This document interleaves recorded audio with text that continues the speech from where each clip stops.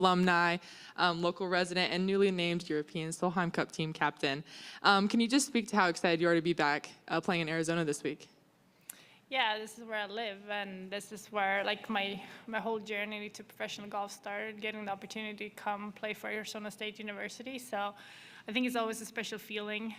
It's different like getting to sleep in your own bed this week, but I love it, and I think it's awesome. I get to play with Tim, the main guy from Ford, who's made it possible for us to play here this week. And I was just saying to him how much it means for us to have a stop in Arizona, because for many years we didn't have one stop here. So it's just really great. I mean, it's good vibes.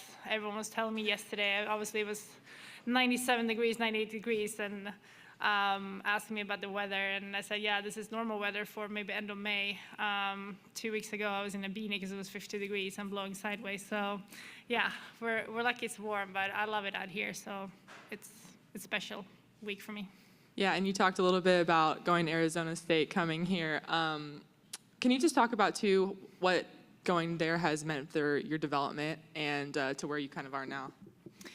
Yeah, I started playing when I was 13, so I think I was pretty late, but I did a lot of other sports. So I think when I kind of got hooked into golf, and there was a lot of Swedish girls going to the US, so I kind of wanted to follow along, and I thought it was an amazing opportunity to get green grass more than, 6 or 7 months out of the year. So I was just lucky to get on the national team, get some international experience, and get recruited. I don't regret it one day that I got the chance to come here. I loved every minute of it, and I played for the team for 2.5 years. It's now, I mean, next year will be 20 years ago since I think I moved to the US, and I came here with 2 suitcases and a golf bag. So it's quite amazing what the game of golf has given me and the opportunities it's given me, the people that I met, and yeah, I mean, to call this your job, I feel you're very fortunate, because it's like when you do what you love, like it doesn't feel like you work a day in your life. And a new opportunity that's arisen for you, a European Solheim Cup team captain for 2026. You've had a lot of media over the past week with that announcement. Can you just talk about the overall reaction and what it's been like to hear from other people congratulating you and different notes you've received on the announcement? Yeah, so it's obviously, I feel like it's the biggest honor you can get as a European golfer to be named captain for the Solheim Cup. I don't think I've been shy about how much that tournament means to me and my family, and having gotten the opportunity to play in a lot of them, and now being the captain, I found out about in November last year. So it's been quite hard to keep it a secret, but it's also been fun to tell my closest friends and family in person and seeing their reactions, and just sharing those moments with them. But I think so far, it's been pretty good. A lot of the players seems pretty excited, and there's been a lot of people coming up to me wanting to be part of the team as far as in helping. And so I feel like we're in good hands. I'm excited for the opportunity ahead, and I think I'm going to grow a lot as a person and also as a player during the process. I don't know how long I'm going to play myself, but this doesn't mean I'm retiring just because I'm taking the captaincy, but I obviously won't be playing next year in the Solheim Cup.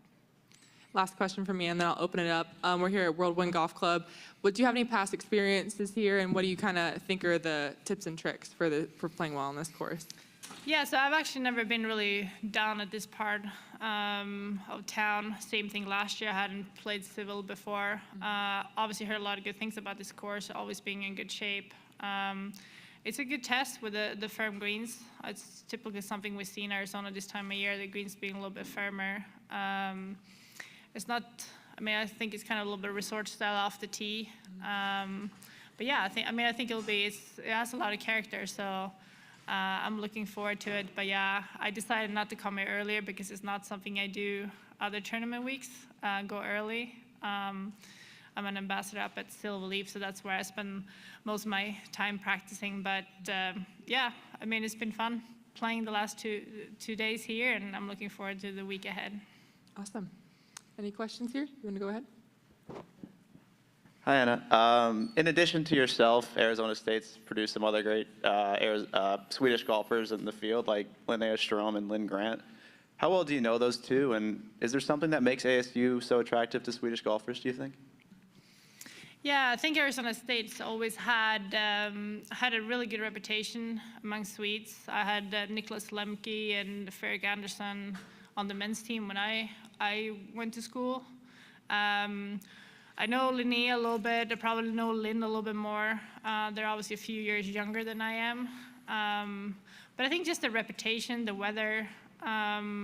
ASU has now built an amazing practice facility out at Papago called the Bird.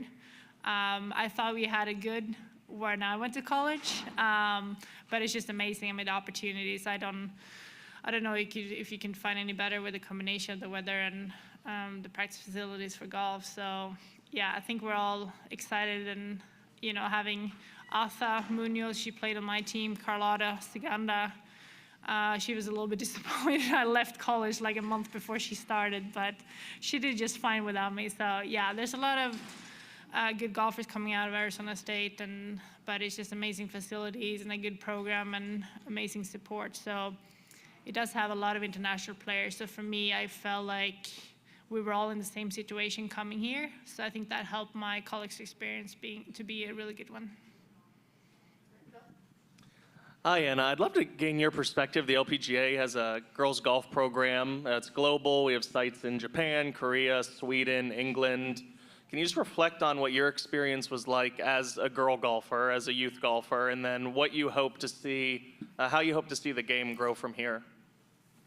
Yeah, so I think it's amazing that the LPGA are associated with those programs. I first picked up golf when I was 10. Basically played for 3 months. I hated it, so I quit. But I think it was more because there was just no other girls really at the club. I have 2 brothers, so I was able to play with them. But I think it's just for girls, you need a little bit of a community in golf, and I don't know if without those programs you can really have it, because I think it's really important. So my mom said she was going to pick it up again when I was 13, and I didn't want to be the worst golfer in the family, and that's how I got back on it. But I do think it's very important to have other girls that you can play golf with and not make it so serious so early on. It seems like all sports everyone's just getting so single-minded so early in these days. But it's just nice. I mean, even for girls and boys to be able to try the game of golf. I mean, unless your parents play, I think it's harder to being introduced to the game than maybe a soccer or a baseball or one of those sports. So I think it's very important. And I mean, I was fortunate to have a lot of support, like parents and brothers and friends, and a really good system at my club where we met all the juniors at the club. And I think it's just very important to create an environment, but more so even for girls. Our slogan at Girls Golf is Little Girls, Big Dreams. Like you said, you picked it up at 10, quit after 3 months. So can you reflect on maybe what some of your dreams were when you were younger, whether it was golf related or not? Well, I was very a sporty person. I think I played 7 or 8 different sports before I found golf. I think I hate losing more than winning. So yeah, for me, it was just, trying to find something I was very passionate about. I tried team sports, I liked it. But for me, it was something being able to do it on my terms. I think I've always been known for a hard worker, and, people at my club, they would go out, play 18, go for lunch, and I was still out practicing. So I think you need a lot of dedication for that. But I think I've always been very ambitious, whatever I set my mind to. And I think coming over to the US, wanting to see how far I could go and wanting to see if I could make it a career. Because when I said to myself, when I'm 25, I don't want to have any regrets. I want to fully commit to see if I can play on tour or, make this my living. And if at 25 it doesn't work out or I wasn't good enough, that's fine. But at least I knew I gave it my all. So I think I did all right. And I'm now, 37. So it's been quite a journey since. But I think definitely dreaming big.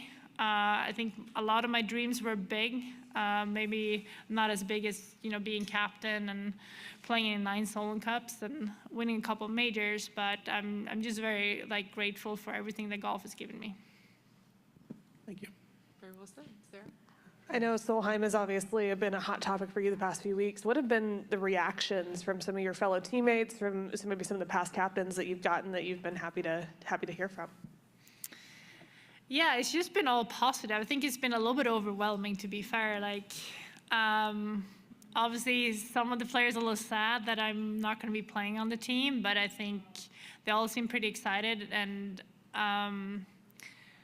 I think just being part of the last couple, I have a pretty good idea what I want to do, a little bit my style, but I also feel like just being out here and kind of sharing this journey with the players and the caddies and all the helpers, it's going to make my journey even more enjoyable, I think, and listening to them. And but yeah, I had dinners with Katrina Matthew, trying to pick her brain. Pia Nilsson, she lives in town, so it's just all been fun, and I think they've all been just very encouraging in me doing it. I feel like I'm at a time in my life where I kind of live for the moment and just trying to embrace the opportunities and the days that I have ahead. And it's just been, we had a clothes meeting last week talking about the clothes, I love design, and it's just very cool because I've been vice captain, but literally now you're the one who's calling all the shots, and it's well, what do you want to do here? And I was well, what does everyone else think? It's no, it doesn't matter. It's whatever you want to do. So it's definitely a new position. But I just want to do the best I can. It's one thing being a captain, but I think for me, I really want to do a good job, and I want to make sure the rookies or everyone else on the team get to enjoy it in the same way I've gotten to enjoy it in the time that I've had the opportunity to play on the teams, because those are really the times of your life. And I don't think there's any moments in my career that's going to beat the times that I got to represent Europe inside the ropes. I know last season may not have been what you exactly wanted on the golf course, but looking ahead to this is where the meat of the schedule really picks up. How good are you feeling about your game right now, and what are you most looking forward to, this season and just playing and competing again? Yeah, I mean, it's the last couple of years, it's been really hard. 2 years ago, I played this tournament, Superstition, and it wasn't my best week, and I basically saw my whole life fall apart after that. So the last 2 years, I think if I put that in perspective, I think I'm very proud of myself, how far I've come. And I did things a little bit different this off season. I had surgery right after the season because I had a tumor and a cyst in my stomach. It was all benign, so I was lucky. So it sidelined me for a while. I wasn't able to do anything. I went to Bali for a couple of weeks on this. It was kind of a retreat. Everyone thought I was on vacation, but I was doing a boot camp with 2 workouts a day with my trainer. So I think it's just, I've always constantly wanted to get better, and then as a person and as a golfer. So I just, I still love this game, and I feel like I've been putting in a lot of work, and probably my biggest asset over all these years is that I've always been very motivated and inspired.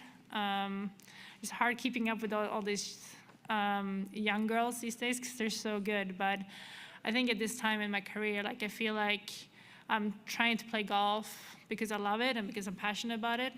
But I also feel like for the time that I have left, I don't know how long that will be. I'm just grateful for, being able to play competitive golf. But I feel like I want to end my career on my terms, and I really haven't felt like I had a fair chance the last couple of years to really do that. So I think my head is in a good space. I'm happy, and life just seems a lot easier. And sometimes I think you got to go through a really big storm to kind of get out on the other side and kind of appreciate things in a different way. Because waking up and knowing you can play golf and you're on your own boss, and it's just amazing, this game. And obviously now with the captaincy, I feel like the game keeps giving and maybe gives me things I can give back to the game too in other ways than me holding the golf club. So yeah, I'm just very excited and just grateful to be able to do this. Thank you so much for your time, Anna. Appreciate you. it.